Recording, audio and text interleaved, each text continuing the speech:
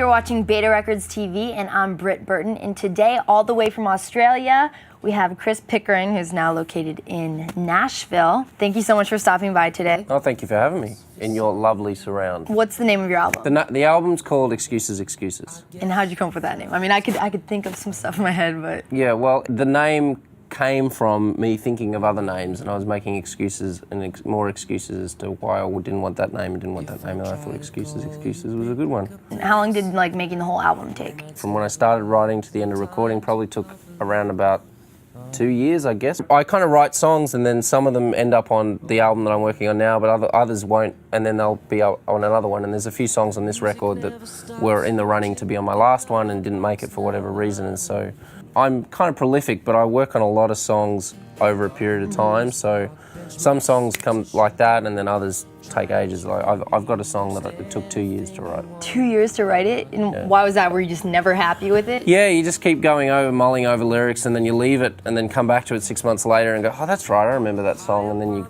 go to finish it, and then for whatever reason you're not happy with it, and you leave it again, and then you come back to it, it'll keep coming back to it. When you sit down to write, do you do the lyrics first, or are you doing the music, or do you do it simultaneously? The music generally always comes first. Sometimes the lyrics do, but it's a bit of a rarity. It's normally the music. Do you find it's easier to co-write with someone, or do you like being by yourself writing more? I don't know if easy is the right word. It's quicker to write with someone, definitely, because when you're co-writing with someone, like, say we were writing a song, we're sitting across from each other, I bang out an idea, and then you would say, oh, I don't like that idea, or I really like that idea, what if we did this, and blah, blah, blah. And then, so it gets done a lot quicker, whereas, like I said before, with the song that took me 2 years to finish, I wouldn't have anyone to bounce ideas off with that. It's just my own thing, so I'd be going over and over and over the ideas in my head. When it's your own stuff and it's all your own thing and it's an expression of you and everything, you're really super critical of it. I find anyway, I'm super critical of it. You've got to make sure it's right. Have you been playing out a lot of shows? Yeah, a fair few. I've been playing in Nashville a fair bit. I've done quite a few gigs since I've been there. And back in Australia, I play fairly regularly too. So I've done some shows in Memphis and a few other places around there. So I'm gradually kind of spreading out my influence, my sphere of influence, so then eventually I will take over the whole world.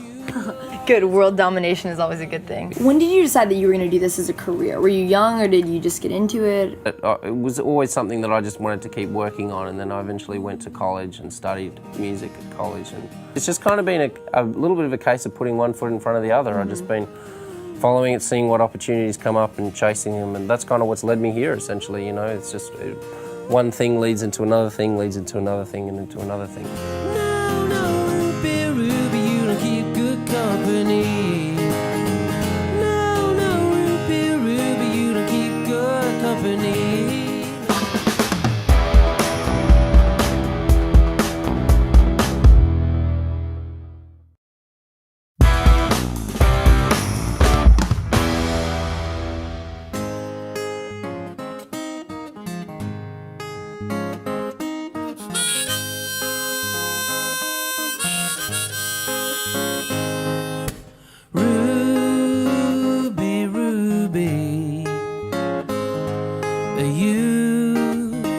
Making eyes at me, gracious lady, I do declare you're out to do me injury. You can't keep blaming your upbringing. It won't perfume that muddy you're flinging.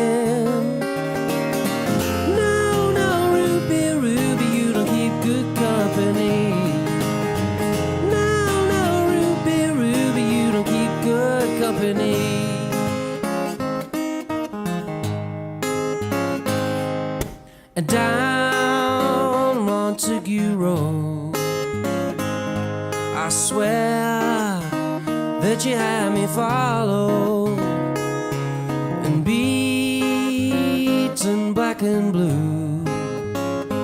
I didn't shout or cry, thought you wouldn't want me to. A jury won't find in your favor. There's no excuse for your behavior. No, Ruby, you don't keep good company. No, Ruby, you don't keep good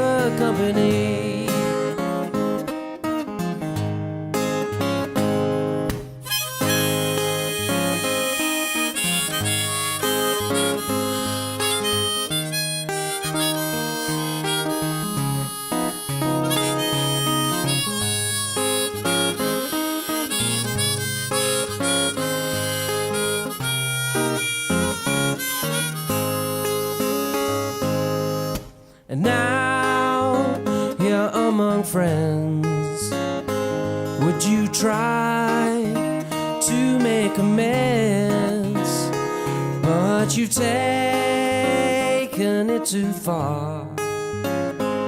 And now none of us are sure who you really are. So you offer restitution, oh, in exchange for absolution. No, no, Ruby, Ruby, you don't keep good company. No, no, Ruby, Ruby, you don't keep good company. No, no, no, Ruby, Ruby, you don't keep good company.